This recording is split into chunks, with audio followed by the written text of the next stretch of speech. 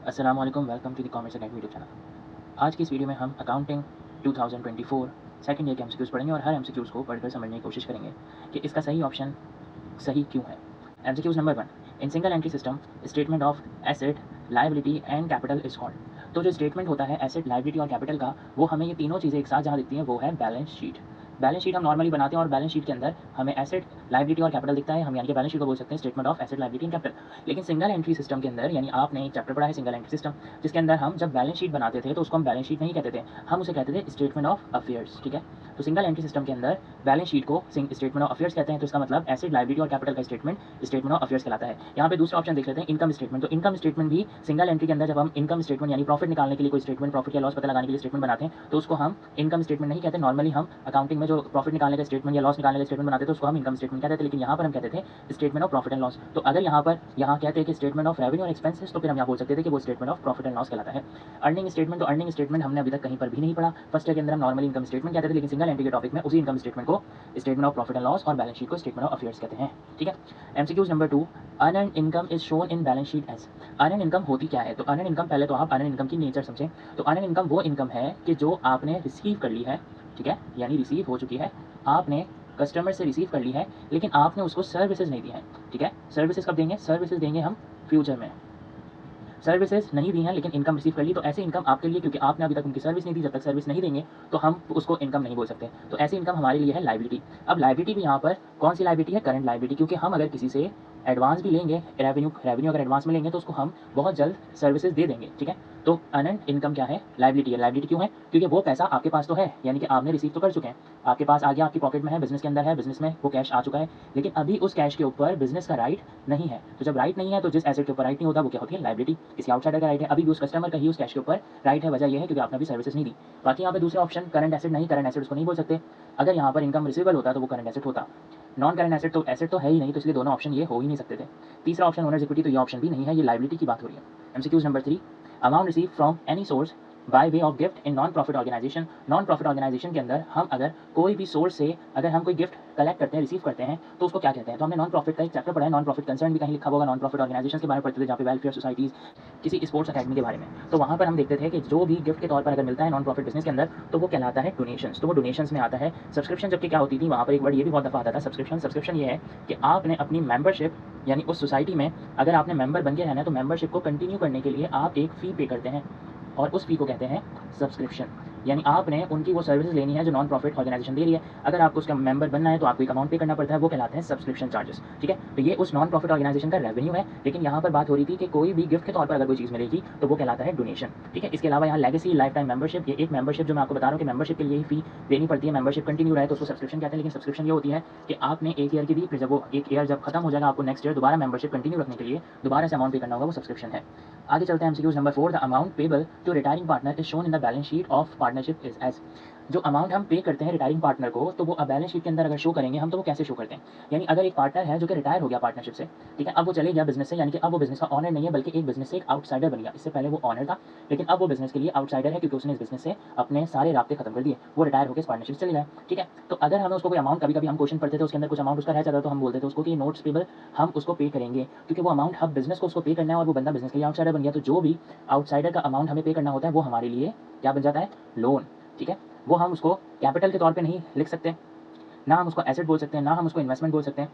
तो वो अमाउंट आपके लिए ना इन्वेस्टमेंट है, ना कैपिटल है, ना एसेट है, बल्कि वो एक आपके लिए लायबिलिटी बन जाती है। और उस लायबिलिटी को यहाँ पे क्योंकि ऐसा कोई टाइटल नहीं दिया हुआ जो लायबिलिटी को रिप्रेजेंट कर रहा हो, तो इसलिए लोन ही है। तो एक्चुअली तो ये लायबिलिटी है, लेकिन क्योंकि लायबिलिटी का यहाँ पे टाइटल नहीं दिया हुआ तो हम इसमें लोन बोल सकते हैं, क्योंकि रिटायरिंग पार्टनर का जो अमाउंट हम बैलेंस शीट में शो करेंगे उसके रिटायर होने के बाद, तो वो फिर अमाउंट बिजनेस के लिए लायबिलिटी होगा। MCQs number 5, capital at end minus capital at start equals to. तो कैपिटल एट एंड और कैपिटल एट स्टार्ट को अगर हम माइनस करें तो ये वो अमाउंट होता है जो हमारे बिजनेस के अंदर, बिजनेस के पूरा साल बिजनेस होने के बाद जो चेंज कर रहा होता है बिजनेस के अंदर, ये हमारा इनकम तो हो सकती है, लेकिन ये क्योंकि एक फाइनल इनकम नहीं है। फाइनल इनकम यूँ नहीं है क्योंकि इसके अंदर फिर दूसरी चीज़ें भी हैं, कुछ एक्सपेंसेस भी होंगे, कुछ प्रीपेड्स भी होंगे, तो उसको हम कैपिटल एट एंड, एंड का कैपिटल अगर फॉर एग्जांपल एंड में कैपिटल ईयर के एंड पे 1 लाख है और ईयर के स्टार्ट में 40,000 था, यानी इसको हम बोलें एंडिंग कैपिटल और ये है बिगिनिंग कैपिटल। तो अगर आप बोलें कि एंडिंग कैपिटल और बिगिनिंग कैपिटल का डिफरेंस आया है 60,000, तो ये 60,000 का इसका मतलब है प्रॉफिट हो गया, तो ये बात है गलत। ऐसा हम नहीं बोल सकते। हाँ, बिजनेस के ओनर्स का कैपिटल अगर 60,000 बड़ा है तो हो सकता है कि 60,000 से प्रॉफिट नहीं हुआ हो, प्रॉफिट इससे भी ज़्यादा हुआ हो सकता है ड्राइंग करी हो, ठीक है, हो सकता है कुछ अभी भी रेवेन्यूज़ बाकी हो जो अभी रिसीव नहीं करे हो सकता है कुछ एक्सपेंसेस पे करने हो, तो हम यहाँ पर इसको कहेंगे कि ये अनएडजस्टेड इनकम और लॉस है, यानी कि ये इनकम है लेकिन ये अभी अनएडजस्टेड है, इसमें से कुछ चीज़ें माइनस होनी है, इसमें कुछ चीज़ें प्लस होनी है कि 60,000 का अमाउंट हमें दिख तो रहा है, लेकिन ये 60,000 का अमाउंट, क्योंकि जब हम ये करते थे, ये करते कहाँ थे हम, सिंगल एंट्री में एंडिंग कैपिटल और बिगिनिंग कैपिटल को माइनस करके हम कहीं प्रॉफिट पे पहुंचते थे, लेकिन वहाँ जो इनकम आती थी हमारी उसको हम बोलते थे अनएडजस्टेड इनकम या अनएडजस्टेड प्रॉफिट। फिर हम उसमें से कुछ रेवेन्यूज़ और कुछ प्रीपेड्स, कुछ एक्सपेंसेस माइनस करते थे, तो हमारे पास एक नेट इनकम आती थी जो एडजस्टेड इनकम होती थी। तो हम यहाँ पे सही ऑप्शन है अनएडजस्टेड इनकम, यहाँ पे नेट इनकम का ऑप्शन सही नहीं है, ना कि सेल्स का, ना कि कमीशन इनकम का। Okay, MCQ number 6, profit given on debentures. तो डिबेंचर्स के ऊपर जो प्रॉफिट देते हैं वो क्या कहलाता है? तो पहली चीज़, डिबेंचर होते क्या है? तो डिबेंचर्स होते हैं असल में लाइबिलिटी, कंपनी के लिए डिबेंचर्स होते हैं लाइबिलिटी, और डिबेंचर होल्डर कहलाता है कंपनी के लिए क्रेडिटर्स, ठीक है, जबकि शेयर होल्डर कहलाता है ओनर ऑफ द कंपनी, जबकि डिबेंचर होल्डर कहलाता है creditor of the company. Debenture जिसने लिया है उसने कंपनी को अमाउंट दिया है एज क्रेडिट, यानी कंपनी लोन लेती है एक तरह से लोगों से डिबेंचर्स इशू करके, और जब भी लोन लिया जाता है यानी कि डिबेंचर क्या है, लाइबिलिटी है, और लाइबिलिटी के ऊपर अगर हम कुछ एक्स्ट्रा अमाउंट पे करते हैं तो लाइबिलिटी के ऊपर हमेशा जो एक्स्ट्रा अमाउंट पे होता है उसको हम क्या बोलते हैं, इंटरेस्ट। हम उसको ये नहीं बोलेंगे कि अगर लाइबिलिटी के ऊपर हम कोई अमाउंट पे कर रहे हैं तो हम उन्हें प्रॉफिट दे रहे हैं, हम उन्हें डिविडेंड दे रहे हैं, ऐसा नहीं बोल सकते, क्योंकि लाइबिलिटी के ऊपर जब भी एक्स्ट्रा अमाउंट पे करते हैं, अगर आप किससे उधार लेते हैं, बैंक से लोन लेते हैं, तो बैंक से लोन लेते हैं तो उसके ऊपर अगर आप कोई अमाउंट पे करते हैं, प्रॉफिट कोई पे करते हैं उनको, तो वो क्या होता है, वो उनके लिए इंटरेस्ट होता है। तो लाइबिलिटी के केस में जो प्रॉफिट दिया जाता है उसको हम इंटरेस्ट बोलते हैं, ठीक है। जबकि अगर यहाँ पे शेयर होल्डर्स होते तो वहाँ पे हम बोल सकते थे डिविडेंड, ठीक है, यानी अगर यहाँ होता प्रॉफिट गिवन ऑन शेयर्स इस, तो फिर वो कहलाता डिविडेंड या कैश डिविडेंड या स्टॉक डिविडेंड, कुछ भी हो सकता है, लेकिन यहाँ पर डिबेंचर की बात है तो सही ऑप्शन इंटरेस्ट है। MCQs number 6, general reserve are classified as. Reserve अब किस में क्लासीफाई करता है ये देखना है आपको। तो रिजर्व, जितने भी रिजर्व होते हैं वो सारे शेयर होल्डर इक्विटी सेक्शन का पार्ट होते हैं। तो रिटेन अर्निंग किसका पार्ट है, शेयर होल्डर इक्विटी सेक्शन का, और रिजर्व भी सारे शेयर होल्डर इक्विटी सेक्शन का पार्ट होते हैं। ना वो एसेट है, ना वो रेवेन्यू है, और ना ही वो लाइबिलिटी है। Okay, MCQs number 8, non profit earning concern do not maintain. Non profit earning concern के अंदर ये नहीं हम मेंटेन करते। अब क्या चीज़ें नहीं बनाते हम उसके अंदर, क्या चीज़ हम जो रिकॉर्ड नहीं करते, तो नॉन प्रॉफिट अर्निंग कंसर्न के अंदर हम बैलेंस शीट तो बनाते हैं, ठीक है, बैलेंस शीट बनती है। बैलेंस शीट के लिए तो देखें, प्रॉफिट, नॉन प्रॉफिट कंसर्न हो या प्रॉफिट वाला कोई बिजनेस हो, बैलेंस शीट का पर्पस तो ये है कि वो एसेट दिखा रही है, लाइबिलिटी दिखा रही है, कैपिटल दिखा रही है, तो ये तमाम चीज़ें नॉन प्रॉफिट के अंदर होती हैं, हम बैलेंस शीट बनाते हैं, ठीक है। तो यहाँ पे पूछा गया है कौन सी चीज़ हम डू नॉट मेंटेन, हम नहीं बनाते। Profit and loss account. अब प्रॉफिट एंड लॉस अकाउंट जो है ना, ये नॉन प्रॉफिट के अंदर नहीं बनता, ठीक है, यही आपका सही ऑप्शन है, ये आप नहीं बनाते, क्योंकि हम यहाँ पर नॉन प्रॉफिट के अंदर तो कुछ प्रॉफिट होता ही नहीं है, ना लॉस होता है, तो प्रॉफिट और लॉस अकाउंट नहीं बनता। यहाँ पर जो बनता है वो कहलाता है इनकम एंड एक्सपेंडिचर अकाउंट, ही आप बनाते हैं। रिसिप्ट एंड पेमेंट अकाउंट भी नॉन प्रॉफिट में बन सकता है कि पैसे कहाँ से आए और कहाँ गए, क्योंकि अक्सर हमारे पास क्वेश्चन में भी गिवन होता है कि रिसिप्ट एंड पेमेंट अकाउंट, तो ये भी बनता है। तो सवाल हमारा ये था कि कौन सी चीज़ नहीं मेंटेन करते, मतलब नहीं बनाते, तो वो क्या है, प्रॉफिट एंड लॉस अकाउंट, क्योंकि नॉन प्रॉफिट बिजनेस यहाँ प्रॉफिट एंड लॉस अकाउंट बनता ही नहीं है। MCQs number 9, subscription received in advance is an. अगर अभी चल रहा है 2026 और हमारे पास सब्सक्रिप्शन रिसीव हो गई एक बॉक्स, इसमें सब्सक्रिप्शन आ गई, कौन सी सब्सक्रिप्शन आ गई, नेक्स्ट ईयर की 2027 की, और अभी क्या डेट है 2026 में कोई मेंबर ऐसे हैं उन्होंने सब्सक्रिप्शन हमने रिसीव कर ली उनकी 2027 की भी, तो वो सब्सक्रिप्शन हमारे लिए क्या कहलाएगी, क्या अभी हम 26 के अंदर हैं तो वो सब्सक्रिप्शन क्या हमारा रेवेन्यू है, नहीं, 27 वाला हमारा रेवेन्यू नहीं है, जबकि 26 वाला हमारा रेवेन्यू है, ठीक है। तो अगर हम एडवांस में रेवेन्यू रिसीव कर ले तो यहाँ पर हमारा ये क्या है, सब्सक्रिप्शन हमारे लिए रेवेन्यू है, क्योंकि हम मेंबरशिप की एक फी ले रहे हैं तो रेवेन्यू है। रेवेन्यू अगर हम एडवांस में रिसीव कर लें तो रेवेन्यू जब भी एडवांस में आता है तो वो फिर बन जाता है अनर्न, और अनर्न अभी हमने ऊपर भी पढ़ा कि अनर्न क्या होता है, लाइबिलिटी। ओके, तो subscription received in advance is an liability, जबकि एसेट यहाँ ऑप्शन नहीं है, रेवेन्यू नहीं है। रेवेन्यू कब होगा, वो जब 2027 में हम एंटर हो जाएंगे और वो फिर सब्सक्रिप्शन हम कमा चुके होंगे, अर्न कर चुके होंगे, तो वो फिर अनर्न से अर्न हो जाएगा, तो इसलिए वो फिर रेवेन्यू बन जाएगा। आगे एक्सपेंस भी उसको अभी नहीं कह सकते, तो सारे ऑप्शन गलत हैं। Okay, MCQs number 10, in single entry system of bookkeeping is. MCQs number 10, the single entry system of bookkeeping is also called as. तो सिंगल एंट्री सिस्टम का एक और नाम है जो कि इस चैप्टर का भी कहीं ना कहीं आपने नेम सुना होगा कि इनकम्प्लीट रिकॉर्ड। तो इसको हम ये भी कहते हैं कि अकाउंटिंग फॉर इनकम्प्लीट रिकॉर्ड। तो सिंगल एंट्री का एक और नेम है अकाउंटिंग फॉर इनकम्प्लीट रिकॉर्ड। तो सिंगल एंट्री सिस्टम को हम इनकम्प्लीट रिकॉर्ड भी कहते हैं। कंप्लीट रिकॉर्ड नहीं है, सेमी कंप्लीट रिकॉर्ड भी नहीं, वेरिएबल रिकॉर्ड भी नहीं, इनकम्प्लीट रिकॉर्ड, क्योंकि सिंगल एंट्री के अंदर रिकॉर्ड कंप्लीट नहीं होता। MCQs number 11, current account of the partner should be open when the capital R. तो हमने यहाँ पर partnership distribution of profit and loss में कॉन्सेप्ट पढ़ा था कि अगर पार्टनर्स के अकाउंट क्या होते हैं, या तो फिक्स्ड होते हैं, अकाउंट्स फिक्स होते हैं, या फ्लक्चुएटिंग होते हैं, ठीक है। अगर पार्टनर्स के अकाउंट फिक्स होंगे तो उस केस के अंदर प्रॉफिट और लॉस पार्टनर्स के कैपिटल अकाउंट के अंदर ट्रांसफर नहीं होता। तब जब पार्टनर्स के अकाउंट फिक्स होते हैं, जबकि जब पार्टनर्स के अकाउंट फ्लक्चुएटिंग होते हैं तो प्रॉफिट और लॉस ये सब चीज़ें कहाँ ट्रांसफर होती हैं, पार्टनर के कैपिटल अकाउंट के अंदर।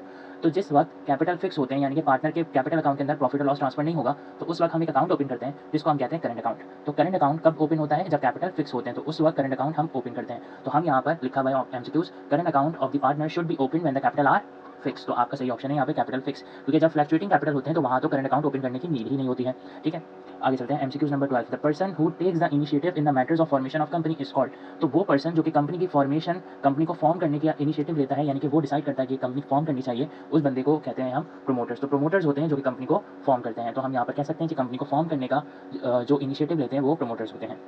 तो ये थ्योरी का एमसीक्यूज है, तो ये यहाँ पर आया हुआ है। The expense incurred in the formation of public limited company are called, तो वो जो एक्सपेंस इनकर्ड होते हैं, जो ये प्रोमोटर है, अभी यही हमने देखा, प्रोमोटर जब वो कंपनी फॉर्म कर रहा है तो कंपनी फॉर्म करते हुए वो जो एक्सपेंसेस होंगे वो प्रोमोटर जब कर रहा होगा तो वो एक्सपेंसेस क्या कहलाते हैं, वो एक्सपेंसेस कहलाते हैं प्रीलिमिनरी एक्सपेंस। ठीक है, तो यही वो एक्सपेंसेस होते हैं जो प्रोमोटर्स कर रहे होते हैं, और वो फिर उसके बदले बाद में हमने ये इशुएंस ऑफ शेयर्स में भी पढ़ा है कि प्रीलिमिनरी एक्सपेंस के अगेंस्ट प्रोमोटर्स जो है वो शेयर्स भी ले लेते हैं, और कभी कभी उनको कैश भी दे दिया जाता है, लेकिन मोस्टली उनको शेयर्स दिए जाते हैं क्योंकि कंपनी जब फॉर्म होती है तो उस वक्त कंपनी के पास वैसी कैश की शॉर्टेज होती है।